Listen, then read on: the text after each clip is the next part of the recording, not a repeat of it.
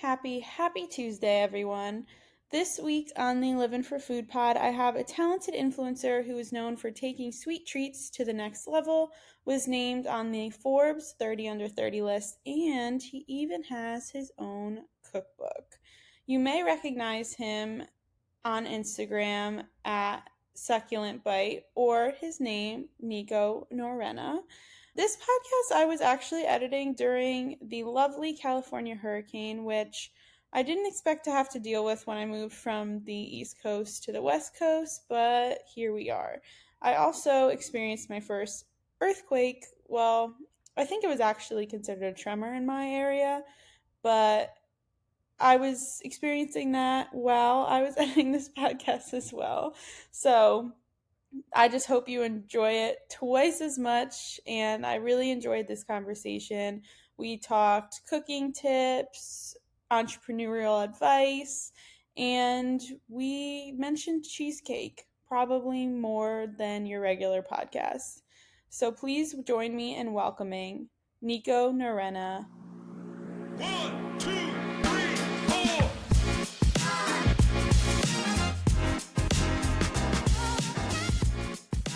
Well, thank you so much for coming on. I'm glad we could make it work. Honestly, this morning I was at the gym and I was like, Uh-huh. when you emailed me, I was home, but then I was like, oh, 11 a.m. Eastern in my head. And I was like, okay, it's in my head, 11 a.m., 11 a.m., 11 a.m. And I knew Eastern was in my head, but for some reason I just mixed it up.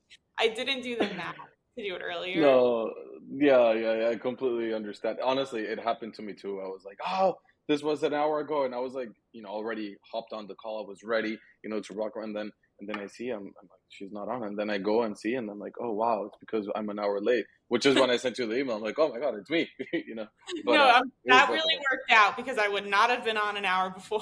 So Right? Yeah. Okay, good. totally So my we were fault. both on time. I Yeah, love it. yeah. Yeah. So we talked back in February. That was Mhm. when we kind of connected because you were going to the South Beach Wine and Food Festival, I believe. Yes, correct for FoodieCon. Yeah, right, for FoodieCon. So, but you've had a big year because I remember right after we talked, you got married. Yes, we got married in February. Actually, our 6 month anniversary is coming up this Friday, so very excited. But yeah, Oh. time flies. Yeah, we got married in Costa Rica. Yeah, I was like, I remember messaging you and I was like, I'm gonna post your article soon. And then you're like, oh, I'm actually like, and you were all posting that you were getting married. And I was like, oh, I think he's busy. No, but I love the articles though. I reshared them too. They were amazing. Very well written. Yeah. Thank you. I appreciate that. So you also had a big year. You turned 30, I saw, and then you went on your honeymoon recently. So how has life been? Yes. It's been a little crazy, I'm I sure. mean, honestly, Olivia, I can't complain. I have to say that it's been a blessing to, yes, it's been a fantastic year, and knock on wood, hopefully it's still going to be an amazing rest of the year and years to come. But yes, it has been wonderful, full of like you mentioned, full of life milestones, if you will. So, getting married, turning 30, going on a dream honeymoon. So, I mean, I think all of those definitely are blessings left and right for sure. It's been incredible. Absolutely. Yeah, I'm Yeah. sure. I'm sure. It's crazy. I know. I heard your 30s are kind of your best years, so I'm glad that's Yeah, fruition. well, you know, that's the thing I told myself when I was 20, and 20s were fantastic. So now that's exactly my mindset for 30s. 30s are like the best decade, we're going in full steam, absolutely epic, incredible. So yeah, so I'm setting it up so that hopefully it's another amazing, amazing decade. It's gonna be. I'm sure you're doing really well. I want to get Yeah, into appreciate your food background a little bit. I know we've it. talked about it a little bit previously. You grew up in Madrid, but what were your family meals like for you growing up? What did food look like for you? So growing up, it's interesting. I think that everybody has different traditions, right? But at the end of the day, it most of the time comes back to togetherness and unity, right? So, for example, growing up in Spain, a tradition we had was every Sunday we would get together with the family and we would have lunch. But when I talk about lunch, I'm talking like 3.5 to 4 hour lunches, right? So it was like an activity more than a meal, where we either got together at my grandma's house or my aunt's house. My house not so often, but one of the two, or at a restaurant. But when it was at my grandma's or my aunt's, it usually involved family cooking, right? So my grandma would whip up amazing dishes like for the whole family and dessert, and it would be a whole thing. And we would sit down, and we would all thank her and compliment the cooking, and we'd spend hours chatting throughout the entire afternoon, right? Being present, being in the moment, and enjoying delicious food together. Same thing goes when we went out to a restaurant. Meals in Spain are long meals, right? So it was not odd for a family of 10 or 12 to sit down at a table and spend 4 hours at a restaurant, because you'd keep consuming, whether it's for the adults, it was a glass of wine, and the appetizers, and then the digestif, and we had the main dishes and the whole night, right? It was the whole spectrum of your culinary experience at a restaurant, and that's something we would do on a weekly basis. So food has always been present in my life. It's always been a central part of my life as well, and it's definitely something that has inspired me to create what I create today. Absolutely. So, did you take siesta after? Did you take a nap after those big meals? Yeah, yeah. Siesta. I was never a siesta person, but definitely my grandma, sometimes she definitely snuck in a little. She was like, "Oh yeah, I'll be right back," and then 35, 40 minutes later, she comes out like, "Oh yeah, yeah," oh. And I'm like, "Ah, good nap, huh?" I have to do that. I mean, like every Thanksgiving, I'm always exhausted A right hundred after. percent, no, of course. What we call the food coma. Of course, the food coma, I experience that frequently. Yeah. Absolutely. Oh yeah. With your page being mostly focused on sweets, did you have a favorite dessert as a kid? What did you normally opt towards? I did, interestingly enough, and I'm not gonna say this, setting myself up for success in my answer. This is a genuine answer. When I was Okay. little, no, you'll see why.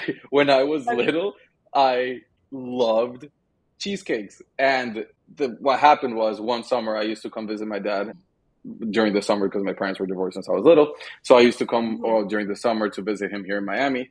And he once took me to Cheesecake Factory, or I believe it was Cheesecake Factory, and I tried the Oreo cheesecake for the first time. And here I was, 9 years old, trying out like this Oreo decadent American cheesecake. I was like, "What is this? This is incredible!" You know, and the flavor is super unique to what U.S. cheesecake looks like. I travel back to Madrid, and I start, going to all these different restaurants where I usually go on Sunday or during the week with my mom or whatever, and I order cheesecake everywhere I can, right?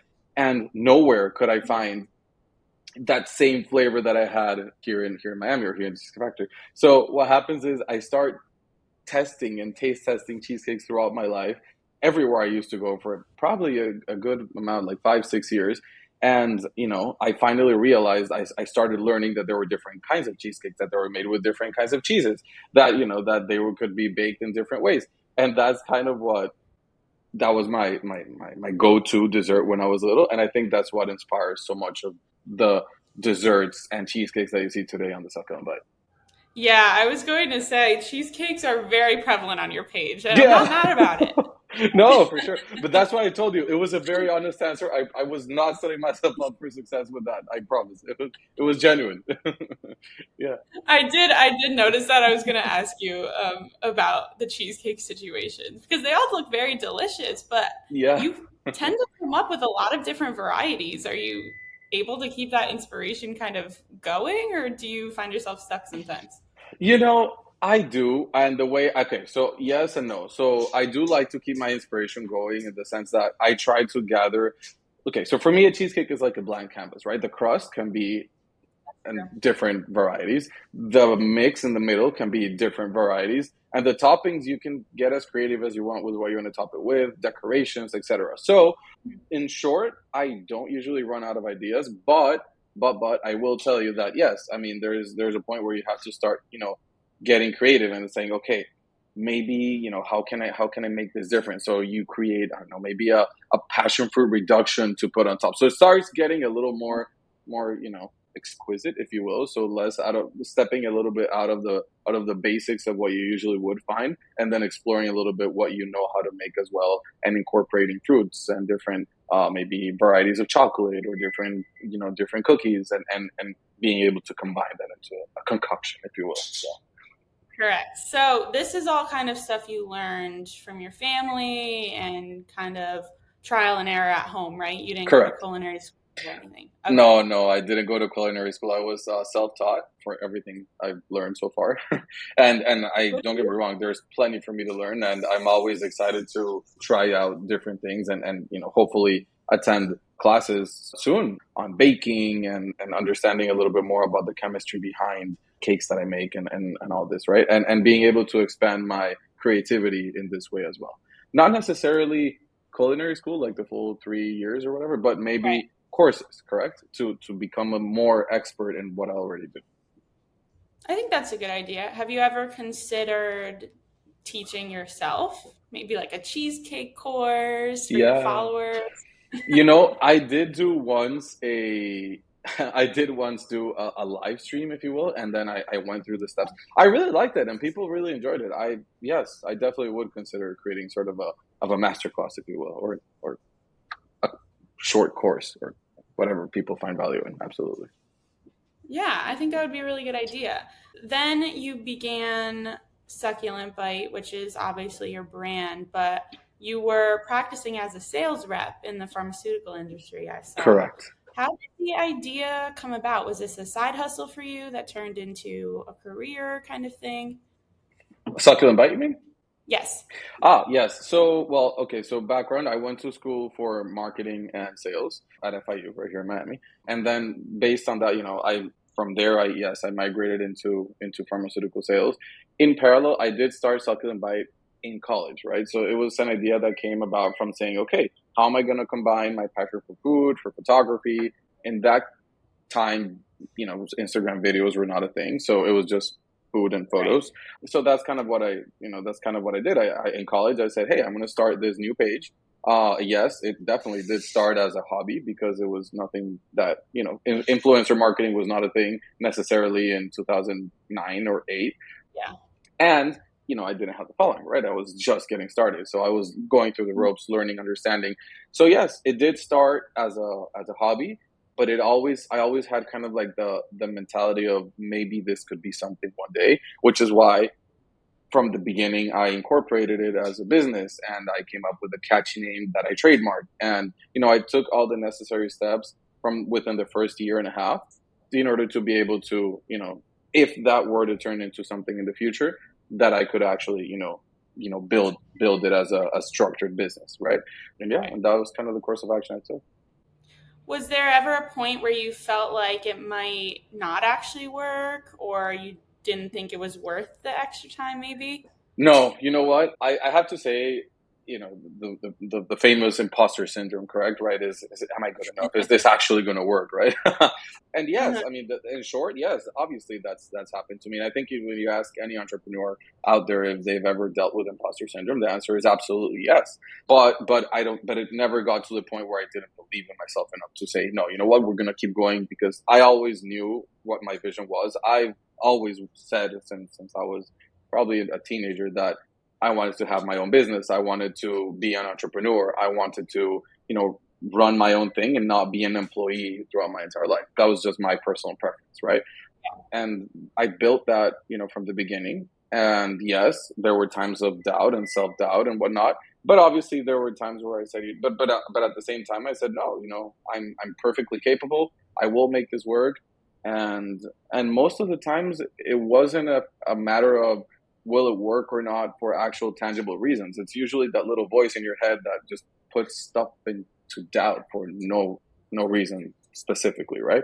And that's what you have to learn Right. to control, and that's what I did, and here we are. Yeah. Yeah, and then you made it onto the Forbes 30 under 30 Yeah, list. yes, I did. Correct. That's wild. What were your first thoughts? How did you find out? What was your reaction? I was extremely excited. Well, I believe they announced in December is when they make their announcement. Yeah, and I Yeah. woke up to an email basically of Randall Lane saying, you're accepted. Because I applied. I mean, it wasn't like I didn't apply. Of course, I went through the application process. And when I got that congratulations, welcome to the Forbes 330 class of 2023, I couldn't believe it. I mean, I jumped. I went to wake up my wife. Right, I was like, "Oh my God, look at what happened!" And we were both jumping in excitement at the house, and it was awesome. It was very exciting. It was an exciting accomplishment, a huge milestone in my career as well. And yeah, I mean, I think it had been a dream for many, many years. So being able to materialize that and make it come to life was incredible.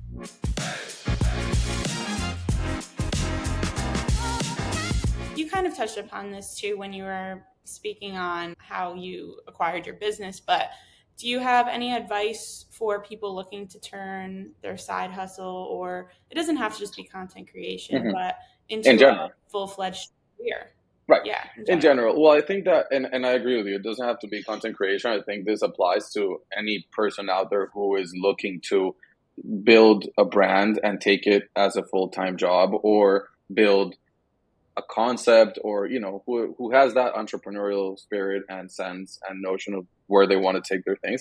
I have to say the number one thing is be consistent and be disciplined, because, what happens when I think motivation is important. Yes, you have to be motivated, but motivation takes you, up to a certain point, right? It takes you halfway.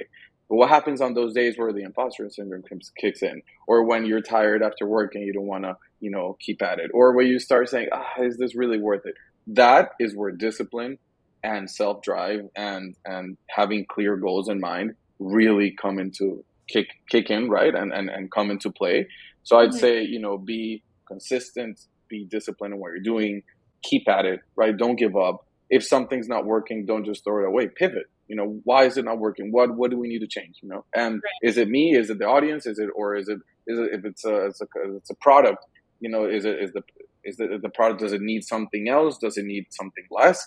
Am I asking the right people for feedback? Also, that's another big one. Is be very careful with who you Okay. ask for their opinion, right? Because not everybody can give you an unbiased and objective opinion, correct? Some people, for any reason, whatever it may be, they might not give you the best advice, and that could really hurt you, especially when you're dealing with that emotional roller coaster, right? That it takes as an entrepreneur to succeed, and being able to manage that with opinions that are not necessarily aligned with you, it could really derail you a little bit, right? So that's another one, is be conscious and what's called intentional with who you ask for advice and who you decide to partner with, in order to be able to keep building a structured and robust platform, or company or product, or yeah.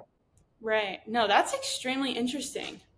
Mm-hmm. That's gonna make me think a little bit because who did you really, you don't have to like say names or anything, but I'm just curious, what relationships did you reach out for that gave you that unbiased opinion? Because I would assume that family can't really do that. Huh. It depends on the family members, I suppose.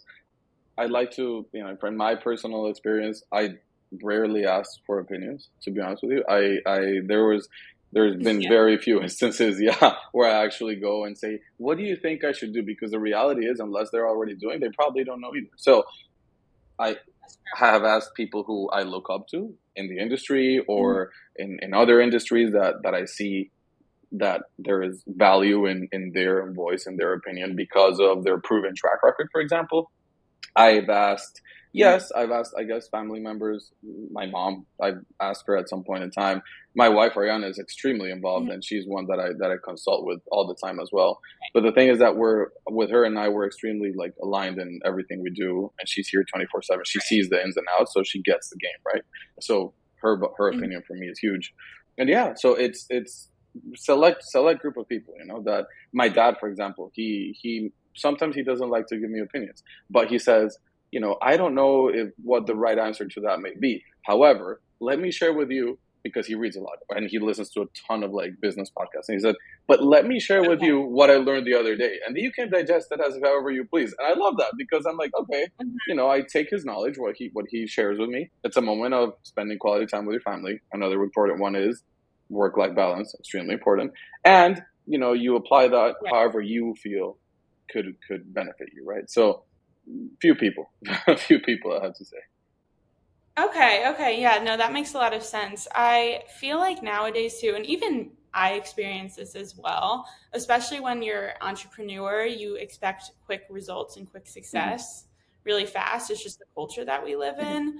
But I'm very much realizing, even through this podcast or through my writing, that it takes so much time to actually kind of, you don't have to maybe set a destination, but kind of a goal Correct. that you want to be at. But I find that extremely interesting too. And my dad sends me that stuff as Yeah, well. yeah, yeah. It's amazing, and I completely agree with you with what you're saying about how it not always it's not an overnight success, right? If it was, then everybody would be doing it, and and that's something it's also important to remind yourself is to be very patient. Like Gary Vee says, be patient, be consistent. You'll get there. Enjoy the process and understand that it's a process at the end of the day, right? From point A to point B, and from point B to point C, and from C to D, etc. There's always going to be a process in between, whether it's a little faster, a little slower in between some points, but you'll eventually, get there as long as you're consistent and dedicated and disciplined, etc. Right. See, sometimes I lack that because I'm like, I want to be at a top company now. But, I can't snap my fingers to make that happen. But I'm working on it. No, This podcast episode, it's all working of out. course. No, are you kidding? You're doing amazing. You're doing amazing. Seriously. I mean, that's one of the things. Thank you. Yeah, no, absolutely incredible.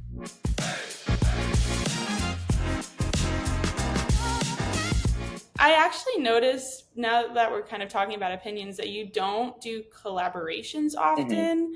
Is there a reason for that, or you just enjoy kind of doing your own thing? Collaborations with other creators, you mean? Yeah. Oh, no, there is no, actually I have a couple coming up within the next 2 weeks. The thing is, so here's the deal. There is no Oh, particular reason. I actually want to do more collaborations with other creators. It's just that okay. I have to be again more intentional of, exploring that avenue of content creation and being more proactive as well with taking the time and reaching out and flying out or flying in or whatever it is, arranging it, right? Because sometimes I Right. get caught up in the I'm filming this content this week and I just go, go, go, go. And sometimes it's important to Mhm. take a step back and say, okay, if I want to incorporate this other line of content, which is with other creators, which I definitely do, then I have to, Mhm. be intentional and set it up right so that I get the ball rolling. And that's what something I've been working on doing. And yeah, I have two big collaborations coming up, which are really cool. They're already recorded and ready to go. We just have to publish them, but they're cool. They're amazing. Wonderful people, Yay. yeah. Can you give me details on that, or is that under No, no, wraps? no. Of course, no. Let's see. I'm working with two. What do you mean? Like with their accounts? You mean or? Yeah, like who are you working with? What are you making? Ah, okay. So there's two content creators from Argentina. Their name are Las Recetas de Simón and Ailu Tokman, I believe, Okay. is her handle. And what we're doing is we're recreated already this delicious cheesecake, right? So it's going to be a dulce de leche cheesecake on an Oreo crust. I'm sorry, no, an Oreo cheesecake on an Oreo crust with a dulce de leche ganache on top, and it's going to have crumbled Oreos as well. So Oh, it's amazing. So that's coming up this week, and that's going to be a three-person collab, right? So it's them two and myself, and we're just linking all accounts going like that. So that should be a lot of fun. oh, And then I'm fun. doing another collab with a friend who's his name is Mario Ruiz from Colombia, and we're doing a super cool churro collaboration, like a giant churro collab with chocolate and whatnot. Super cool. Yeah, they're both coming up Oh, probably within this week and the following. oh, I'll look out for it. Do you have an Oreo collaboration or sponsorship? Because you You should. know, not yet. And Nabisco, please, come on. We need to make this happen. Oreo, come on, guys. Yeah, All yeah, right. yeah. But It's got yeah, to, yeah. 100%. Okay, okay. I saw it too. Now that you're talking about a giant churro, I saw that you had the giant croissant and Yes, cappuccino like a few weeks yes, in ago Dubai, posted. in Okay, Dubai. Yes, correct. real talk. What did you actually do with it? Did you eat it? Like, To be honest with you, what's the deal? I took a bite out of it. I mean, I'd used it obviously for the video, took Okay. a bite out of it, whatever. And then, we cut off the edge, and then, the staff in the restaurant just kind of portions that out and eats it within. them, if you will. Because I mean, realistically speaking, it was a churro that I mean, sorry, it was a huge croissant. It was probably what, maybe 12 croissants in one, or 15 even. It was a very big one.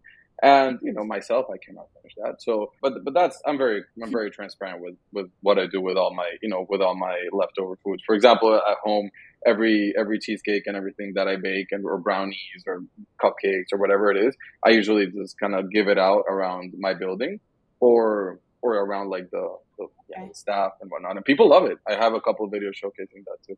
But yeah, the latte is the interesting part. It's 5 liter latte. It's huge. It's a very big latte. I mean, we're talking like a big latte. Yeah, I know. yeah. I mean, my recommendation: go with like a group of 6 or 7 people, and then you kind of indulge together. That's what it's intended to be. At that point, you should just get a ladle and Yeah, just a hundred scoop it percent. I out. mean, I would have totally taken a cruise. Is that I don't have that many, I don't have 7 friends in Dubai. So, but if I did, I would have invited them. That's fair. Absolutely, for sure. Yeah. Yeah, no, that's definitely fair. I did see you were. Was this for your birthday that you gave out a bunch of chocolate cake Yes, or I something did like do a that? video for giving out chocolate cake on my birthday. Correct. Oh, very Yeah. cute. What was your first viral video? Do you remember? Ooh, my first viral video was probably years ago, but I can't remember. I wouldn't be able to remember exactly which one. I guess it depends viral at what point in Succulent Bites lifespan, right? If you look at 2010, a viral video for an account with whatever 100,000 followers. I probably at that time had maybe a video that had 150 to 100,000 views, and that was insane. I mean, because whoa, it's like the more than 100% engagement. I mean, whatever, however you look at it, and so that I mean that was huge at that point. And then obviously with time, recently I've had videos with maybe I believe maybe 15, 16 million views, 18 million here and there. On Facebook the other day I had one that I filmed in where was I? That was in Oman actually at Six Senses in Ziggy Bay. I filmed like this beautiful Saj bread which they fill with Nutella, and that video on Facebook I believe it's at Ooh, 38 million views. So that was another very viral one as well. Yeah, wow. I need to switch to Facebook. Okay, I hate Facebook, if I'm being honest. I don't know how it works. I never yeah. figured it Okay, out. I I like need to I know it's a platform I need to be absolutely. on, but maybe after this I'll No, figure it out. absolutely. Look, Facebook Reels is a huge, huge opportunity. It's a market it's already existent, obviously, and it keeps growing. But Reels is it's an amazing space to be in, really. I mean, you get that virality sporadically. I'm not going to say every time, but there is pretty consistent viewership, and then all of a sudden you get these beautiful outliers that just explode, and go ultra viral. But yeah, Facebook, you definitely be on Facebook for sure. Yeah. I know, I'll do it. But do you find that a lot of your followers come back and actually are using your recipes or going to your recommendations? Yeah, absolutely. And I get DMs from them all the time, and story tags where they say, I came here for Nico's recommendation, but mostly I also get DMs saying, oh, look, I'm trying out that crunch cheesecake, or I'm trying out that Twix cheesecake, or that banana loaf bread that you did the other day. I'm trying that out too. And then you see them in their kitchen with all the fun stuff, and I love that, because that means that they really take in what I'm putting out, and then they also enjoy that, because I have tons of DMs saying I made that mango cheesecake. I took it to family dinner, and I was like the total MVP that night. Everybody was going crazy about it. And imagine the impact that has in that person's meal. Going back to what we discussed in the beginning of the podcast, saying, oh, how I grew up, and around the table with the family and everything. Imagine, now being able to bring in Right. that component into the table. I think that's awesome. I mean, that's personally what I love most about what I do is that impact, that real life impact that I can have in people. So that's special. Yeah. Yeah. No, that's really sweet. No pun intended there, but Yeah. I think that's interesting too because a lot of food creators that I've spoken to in the past, sometimes they get hate for like recipes that they do. Do you find that you experience that? I feel like you have such like a nice page, but Uh, I don't know what people would say that's yeah. bad Oh, about you'd it. be surprised. Oh, yes. Oh, I mean, look, I think that there's always going to be the lovers, the haters, and the in between who don't really care much. Yeah. I have to say that I like it when there's controversy because that means that I'm stirring conversation and it's okay. It's okay. I mean, there's things that I prepared, for example, Indian dishes, which I've learned how to make, by looking at, 7, 8, 10 videos online, understanding what the ingredients are, understanding why, things are cooked the way they are, and teaching myself, right? And then I go try it out. But I'm very honest. I'm like, guys, this is the first time I'm trying this, and it's probably not going to be perfect. And Mhm. there's people that say you did great. Wow, that was so good. Next time, just constructively make sure that the chicken, whatever. There's others that are like, you destroyed this dish. How dare you? I'm like, it's okay. You can't please everybody, and that's fine. It's just, at the beginning, I had a hard time with it because I was like, oh, back to the imposter syndrome. I'm like, should I maybe have not done that? Is that insult? Am I doing it? Am I not doing it right? And then when you understand that you can be perfect, you can try. You can definitely try to put out the best you can, and who likes it likes it. Who doesn't like it, it's okay, and it's fine as long as you're keeping it. Yeah. Exactly. And I'm sure you get more positive than not too. Oh yeah, I definitely get more positive for sure. For sure, it's usually a very positive Okay, conversation that's good. I get in my haters. comments. People Yeah. find me on my Instagram too, and they're like, you know, I hope the person who wrote this to me isn't listening to this. You know that, you've dedicated your whole life to food writing and XYZ article, like just didn't show your skills. And I was like, who are you? Yeah, and have they taken the time to dissect every single article you've written to be able to make an educated comment? Going back to the comments that we're asking, I mean, yeah, just based on one article that maybe to their liking, I mean, you can't beat yourself up, Exactly. for sure. Actually, I hope that person is listening to this because then they're giving me another download. So. There we go. I love it.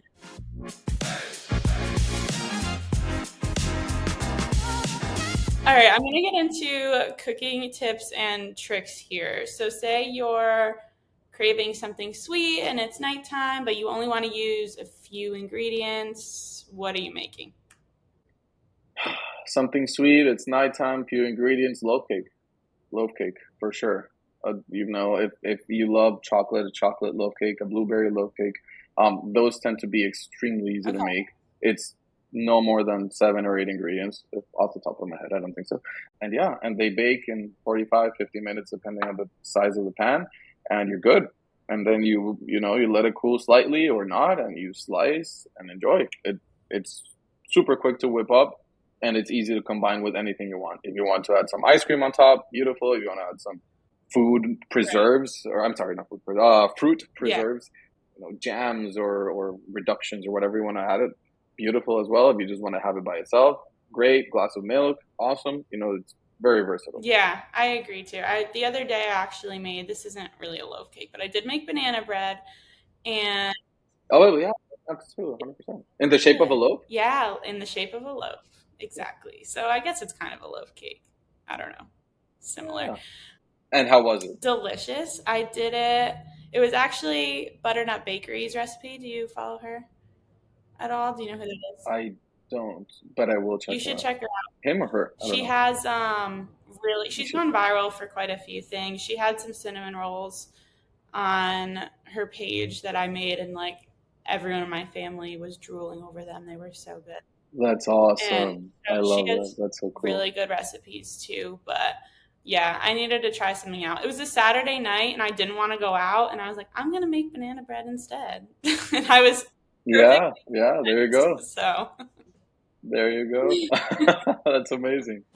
It's amazing. so a lot of your page two opts more into travels. What are Mhm. the top desserts you've ever eaten? You could kind of narrow it. I know it's hard to narrow it down to one. I feel like that might be hard because you've gone a lot of places, but The actual dish or maybe the locations where I've had them. let's do location. Locations, okay. Innovative and creative, Sydney in Australia, for sure. I mean, Okay. they have had, I mean, that was back in the day when, but I remember having the most crazy chocolate desserts with these beautiful crepe decorations, and I even had Pokemon burgers there while I was there, and well, that was not a dessert, but still pretty cool, right? So I think Sydney definitely is up there on my list of like foodie destinations. Greece, not for desserts, but definitely for my favorite just food overall. I'm gonna say, I probably had gyros every single day while I was there in all of its shapes and forms and everything, and it was fantastic. So I think those are like my two top destinations for like foodie travel. One that I look forward to going, and again, not for dessert but for savory food, is India. I really want to go to India and do like a culinary tour and try out authentic dishes and enjoy and immerse myself in all those flavors and spices they use. Fun fact about me, I love like spiced food. Not Okay. necessarily just spicy, but just spiced in general, right? Okay. I'd say those are my two visited and one that I want to go to. Okay, no, that's interesting that your top two are Australia and Greece. I wouldn't have expected that. I don't know what I would have thought, but not those. Yeah, yeah, yeah. Yeah, they have some. Oh, and in Greece, in Mykonos specifically, little cafe like off the street of one of the beautiful streets of Mykonos, we had this crepe that was the size of my chest, probably was huge, and it was Of filled course. with ice cream and Nutella and Kinder Bueno sauce and a bunch of stuff, and I was like, it was just incredible. So that's another one to go overindulge. Well, That's anything that's built, did it have Oreos though? That's yeah, main. absolutely, absolutely, absolutely. Of course it did. Okay, Big shout so out to that's her once again. well, anything with Nutella is gonna be a win, but crepes are literally Yeah. amazing. I want to know how you kind of find good restaurants. Do they reach out to you when you travel, or do you do your own research or have something in mind? How does that kind of work?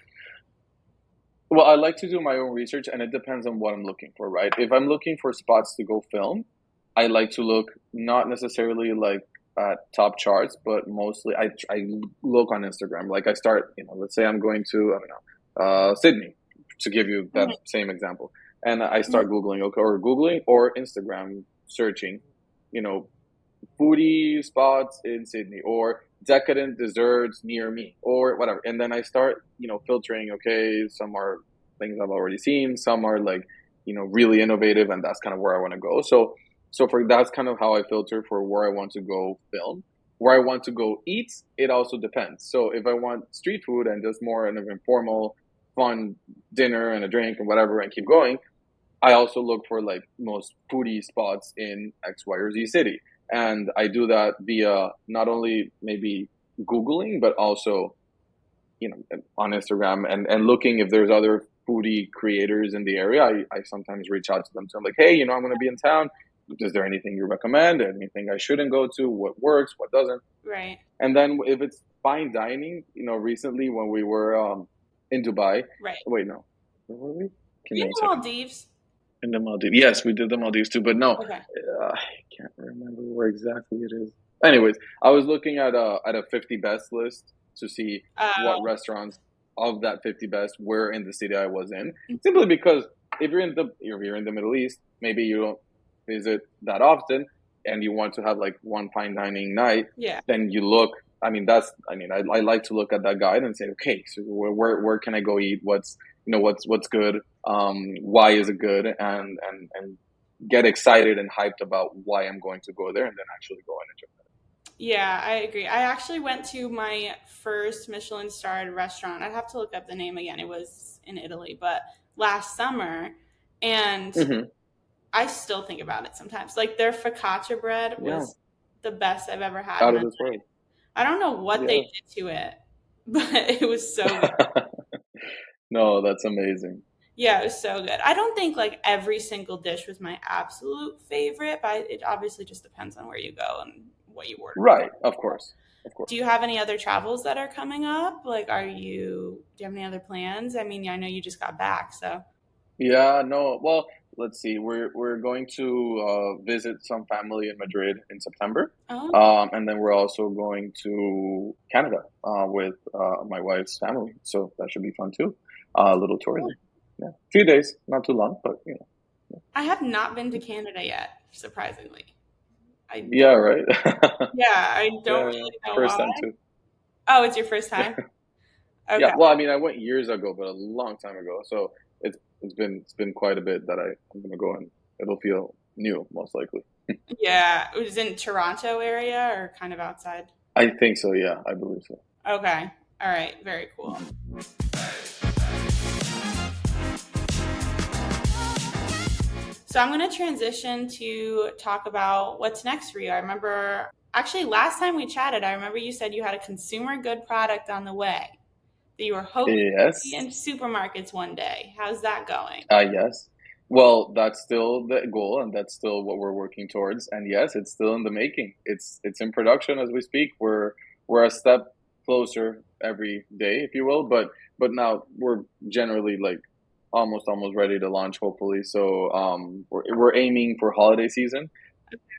I think one thing we've learned in the process of developing a consumer good product is that, well, it's the first time that we do it, so we're learning all of the ropes. Every single one of them we're learning.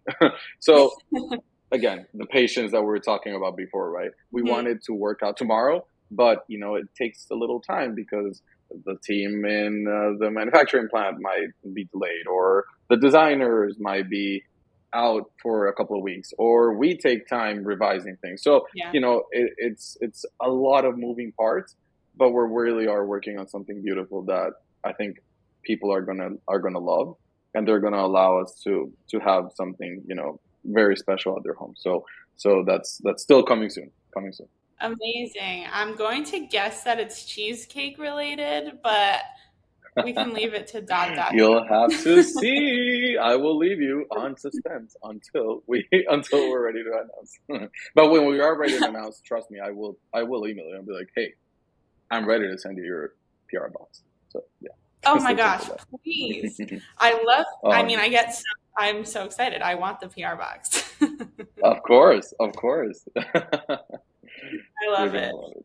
All right. Yeah. Anything else exciting or upcoming projects coming up aside from the content Aside creation? from that, no. Again, content creation with fellow creators, the CPD, the consumer good product, which we just spoke about, and just keep the videos coming, right? With trying to innovate and trying to make them every time a little more exciting, different, and finding new attention grabbers to keep the audience loving it and engaged, and putting out content that's meaningful to them too. So yeah, I love that. So I have a short game for you if you're into it. yeah, go for it. I'm ready. What are we All doing? right, cool. So I'm going to name five popular baking trends right now, and you're going to tell me if it's a smash or pass kind of thing. Okay, okay. For Okay, or cool. against, or smash or pass, whatever your vibe is. Smash or pass means like yeah, oh, for or against. Okay. So smash is I'll take it, pass is like for me kind of thing. Yeah? Beautiful. Go Yes, for it. correct. Number one, nostalgic desserts. I know you had the Matilda cake, so I'm gonna guess your answer here. Smash. For sure. Yeah. That's what I figured. All right, number two. Yeah. Have you seen dessert boards? So basically like charcuterie boards, but dessert. I'm gonna say pass on that one. That's fair. I think they're kind of overrated. I mean, they're cute to share, and I've done videos of those, but I don't know. I think I'd Yeah, rather serve a good slice of something. Yeah. agreed. All right, number three, flan. That's it. Just flan. Smash. Duh. Absolutely yes. I figured that would be your answer as well. All right, number four. Have you seen tea infused desserts? So like green tea or something like that in desserts? Yeah, like a matcha lava cake Yeah. situation, or yeah, and I love them. By the way, we had an out. So wait, smash Okay. because yes, and we just had a really good. I believe it was a creme brulee, but a matcha creme brulee in Dubai. Oh, it was incredible. So smash for sure. I'm not really a creme brulee fan, but I just don't think I've had a good enough one yet. I think that's my Ah, goal. yeah. So we'll see. Number five, candy. Oh, I know what your answer is gonna be for this one. Candy inspired cheesecakes. Candy inspired cheesecake is a smash, of course, because it goes back to this nostalgia. I mean, who Yeah. doesn't love a Kit Kat cheesecake or a Crunch cheesecake? So yeah, smash. I remember too when we last talked, we were talking about Valentine's Day, and you Yes. recommended that we put a Magnum ice cream bar on top of a lava cake. Still recommend that. It's called the Petit Gâteau in certain parts of the world, and it is fantastic. So yes, I'd say yes. Go for Okay. it. Amazing, amazing. I mean, no, the Petit Gâteau is the actual like cake. The ice cream bar on top is just Just to an add, yeah. addition to it. Yeah, it's just to add. Yeah. Well, anything ice cream enhanced is going to be delicious. So you can't. 100%. Completely agree. My final question for you, this is something that I've asked every single guest thus far. If there Hmm. is one baking or cooking utensil, product, appliance that you think everyone should splurge on, what would it be and why? In my okay, well, I can only speak to my personal experience, right? Yes. I'd say the ooh, I have two. You could I have do, two. do two. Can I do two? Yeah. Okay, so I'll No do rules two. here. Okay, I love it. Okay, so one for mixing and everything, mixing and sauces and the doughs and whatever. The KitchenAid has been a lifesaver for me. The stand mix, I do. absolutely incredible, absolutely incredible. I mean, I have to say, not for nothing, it's awesome. And then Mhm. pans that honestly I absolutely love having at home. Hexclad can't beat them. I mean, they've been incredible, and they also have very awesome stainless steel bowls, which you can mix in as well, and it's outstanding. Okay. I know Hexclad often is a partnership with chefs and like content creators too, but I Hmm. have heard very good things about it. So Yeah, do no, you no, feel no, and like it really works? no, I mean, in my experience, it's been fantastic. And to be fully transparent, I do work with Hexstat as well. But I Yeah. mean, I'm very very honest and very transparent with you. The pans themselves have been awesome. I also have their knives, super cool too. Okay. Not only are they Damascus knives with the beautiful like metal situation going on in the middle of the Yeah. knife, I but know what you mean. also yeah, but also the handles are green with like this like green woody vibe, and then they come in a magnet that you can just paste them in and they kind of stand up very nicely in the kitchen counter. So I mean, aesthetic wise, it's awesome as well.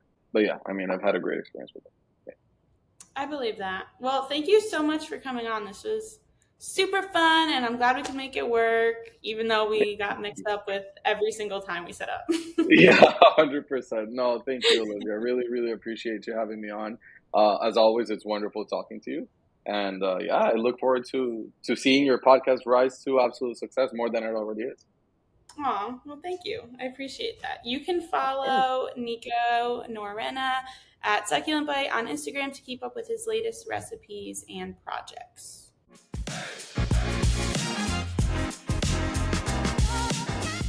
Hey, fellow foodies, thanks for listening. Don't forget to leave me a review. And while you're at it, make sure to follow me at Livin' for Food Pod on Instagram or TikTok, or email me at livinforfoodpod@gmail.com. Let me know what you're cooking up this week, which guests you would like to see on the podcast, or tell me your opinions on the latest viral food trend. Until next time,